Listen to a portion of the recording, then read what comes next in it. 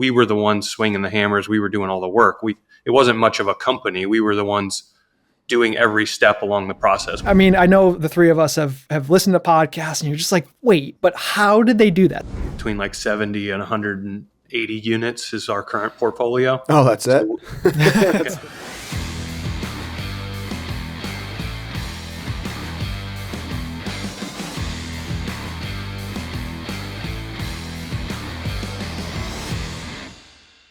Jered Strum, thank you so much for joining us. Why don't you tell us a little bit about how you got into this crazy world of real estate investing? Yeah, I'm happy to. But first, I should say thank you for having me on the show, and appreciate anybody in the background who's working on the production and all the hard work that goes into giving me a platform to share my story. So thank you. How I got in was actually 18 years ago. So I started as a maintenance tech in the industry, so property management industry. I was the guy that would go in and fix the apartments and paint them and renovate them for a local landlord in my market of Cincinnati, Ohio. I did that for a couple years. My senior year of high school, we had a program where I could work full time. And so I signed up for that and did that full-time maintenance tech position. And then ultimately that evolved into having my own construction and renovation company with my brother. But then around 2008, we started looking around and saying like, hey, why are we working on other people's houses? Let's buy some of these foreclosures. So we started buying single family houses and using that skill set in the trades to fix them up and rent them out. So my start was on the maintenance tech level. And you started in 2008? So I got into the industry in 2006. The first investment property I bought was in 2008. So nice. 16 years ago on the first acquisition and 18 years ago to get into the industry. And what does your portfolio look like today? Well, fast forward 16 years, we're at 1,300 units here in the Cincinnati, Ohio market. And so primarily made up of mid-sized multifamily. So for us, that means like 70 to 180 unit of multifamily communities. Wow. That's goals right there. That's amazing. Congrats. That's a huge accomplishment. Obviously a lot to unpack there. I mean, in 12, 14 years, you've accomplished quite a bit that people in the industry 3 times as long as you are, they're only at 10, 12, 15. I mean, we've been doing it for a while. We're only at, units. Much less than much less than that. 1,300. But how do you, and for all the listeners out there and for our knowledge too, how do you go to achieve such a high unit count in arguably such a short period of time? What was, how are you, so many questions, but like, how are you funding them? Are you raising private capital? Are you syndicating? How are you getting there? Yeah, I think our story can be broken into kind of 2 parts. So let's say it's 16 years in total from the first acquisition to current date. The first 8 years, we did not raise money from investors. So what we were doing was we would buy a house, renovate it, force appreciation into that house through our skill set in the trades. We would then go and strip the equity that we had created through some kind of debt restructuring or refinance, and then redeploy those funds into another project. And so it's always been this snowball effect of exponential growth. And so you said, it's a relatively short period. The first 8 years felt pretty long. We weren't making great money because we were reinvesting everything. Even going back in time to 2008 when we first started, it was a very different time in the market than maybe most people are used to today.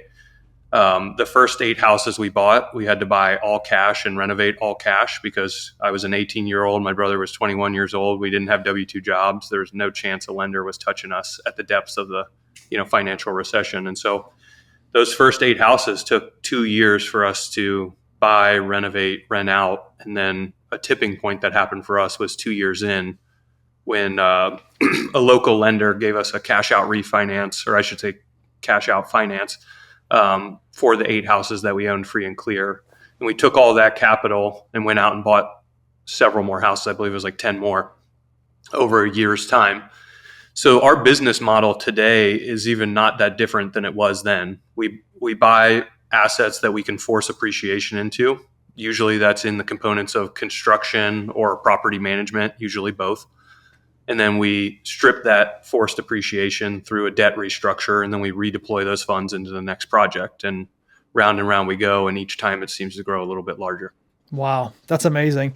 So I'm always curious because I mean, I know the three of us have listened to podcasts and you're just like, wait, but how did they do that? So let's just say, for example, like if you're even buying $100,000 house, if you have to put 20% down, that's $20,000. That's not Mhm. chump change, right? Like that's significant money. So Mhm. when you were starting out, you were saying that you were buying properties cash. How were you and was it your brother?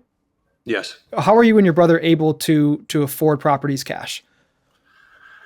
So I think it's a combination of things, and I think it's simple, but it's not easy, right? It's the ability to live significantly below your means and generate enough income. So what we did was we had a construction company where we were renovating kitchens and bathrooms and putting additions on people's home and learning the trades through that company.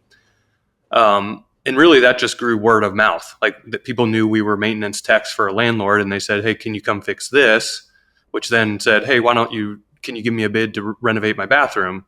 And over time, just doing a good job and showing up and producing results, it evolved into a construction company where even in the depths of the recession, we could go and do a high-end kitchen, bathroom, or put an addition on someone's home and say make $40,000-$50,000 in profit because we were the ones swinging the hammers. We were doing all the work. It wasn't much of a company. We were the ones doing every step along the process. We were not general contractors. We were contractors running our own company. And so we could make substantial profits by doing that. And we were good at the trades. And then what we didn't do was we didn't go and spend that money on other things. We saved the majority of it. We were good at the trade, so we could do a high end kitchen in a couple of weeks and make 20 to 30,000. Go do another one and save up and buy houses in cash. Now, I didn't want that as my long term career because it's strenuous and unpredictable, and so I said, well, we want streams of income, and so we focused on the rental side. But I can't.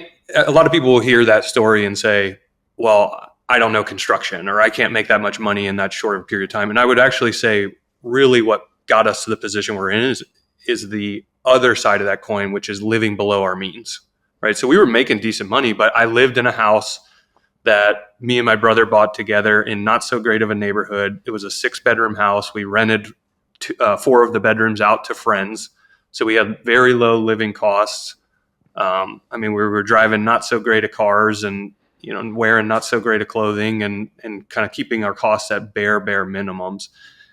Did have the privilege though at 18 to 21 years old. It's kind of like that's when everybody is living super frugally, and so it wasn't like I was keeping up with the Joneses. Everybody was in college. Everybody was kind of living that kind of lifestyle. I just did it, but I happened to be having a decent income coming in. I just never really acknowledged it through those spending efforts. It was always reinvested.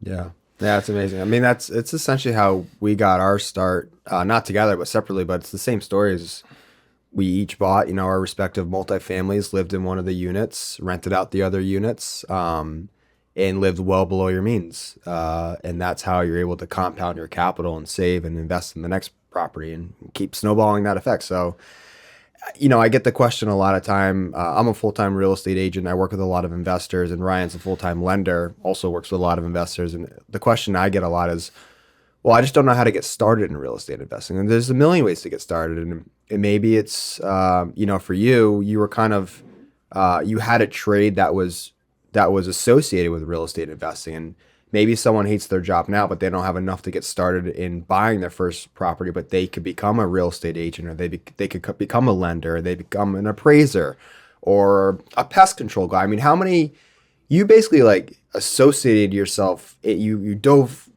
your whole network and your whole, life was kind of evolved around real estate and investing and seeing the properties. I mean, I would be surprised if you didn't go into a house and like, hey, I'm a tired landlord. I guess I'll pay to fix this up, but like, also, would you be interested in buying it maybe? And you could probably get some pretty cool deals that way. And it's like, just surround yourself with like-minded people. And it sounds like, it's a great way to get started for someone.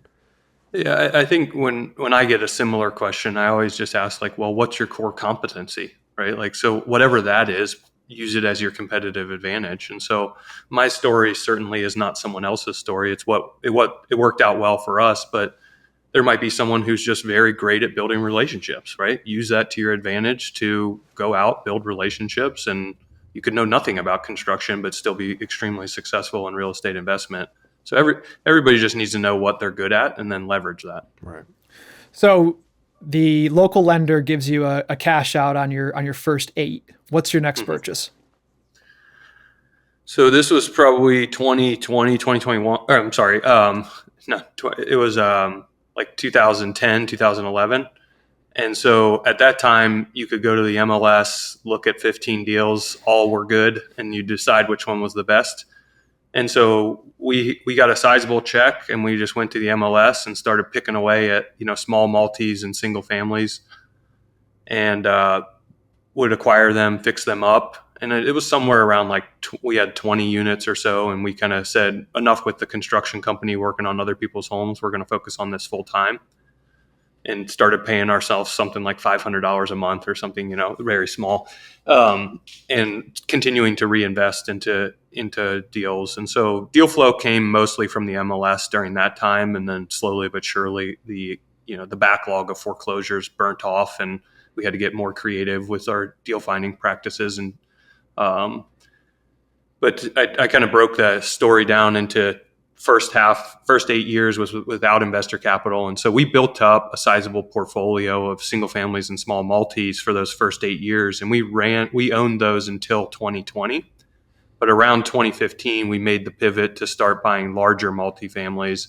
And with that came the shift into the syndication model. So we would raise money from outside investors to buy these larger apartment communities, but use what we had been learning for the prior 8 years to deploy it into that new strategy of syndication.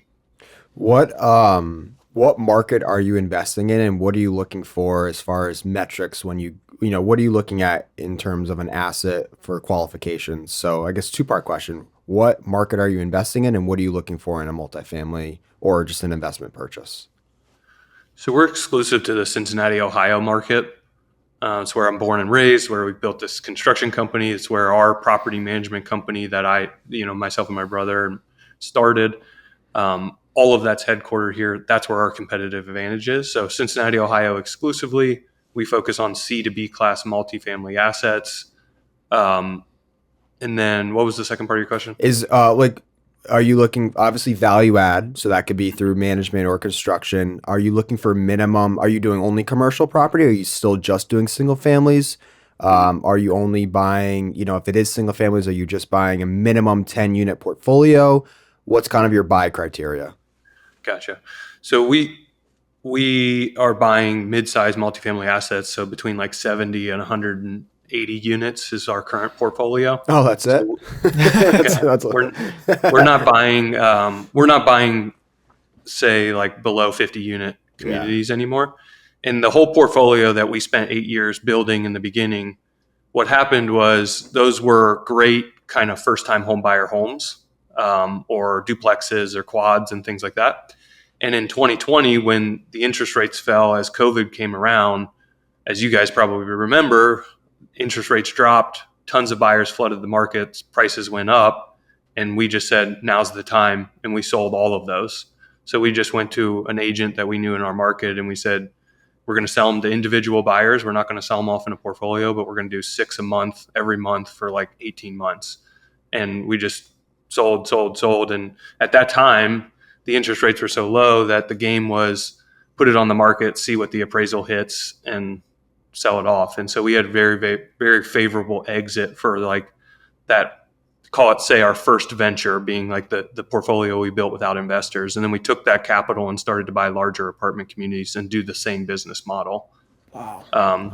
But yeah, I mean, ideally our operations and what I would like to be buying would be those, 250, 350 unit apartment communities. But right now there's not, what we've been able to uncover is not a lot of upside potential in those. So what we've settled into is kind of below the institutional buyer, but above the mom and pop buyer. And so we've kind of settled into that sweet spot where, we're talking $10 to $20 million transactions. So that was going to be my next question. So basically your 70 to 180 unit buy box, so to speak, now, is that, I get that it's, below the institutional grade investor that's, looking for 250 plus or whatever, but is that also because you can put your own management, like a full-time manager in there, like a full-time maintenance person in there? Like what else is driving you to that unit range? The efficiencies to operate it, right? So we now have, in our property management company, we have 50 employees. And so when building the systems and processes to have a property management company that can support that org chart and that number of staff, you have to design those systems and processes in a certain way. And for us, it's on-site operations. So not scattered site like we used to run in single families, but our processes are built for a leasing office, a maintenance shop, and the things that happen when you're in larger apartment communities. And so that's why we focus in that. And it's really benefited us from operational efficiencies, and then also on the construction side, the ability to renovate at the pace that we do and force that appreciation. It's much easier to do it in, say, a 100-unit apartment community with 2 floor plans than, say, 100 single-family houses that were all built in different years and by different builders, and all the complexity that comes with that. Thank you so much for listening to Sky's the Limit podcast. We're always releasing new content, so if there's something you want to hear, be sure to comment below. And don't forget, subscribe to our YouTube channel. And just remember, sky's the limit, dive deep, and invest in how you want to live.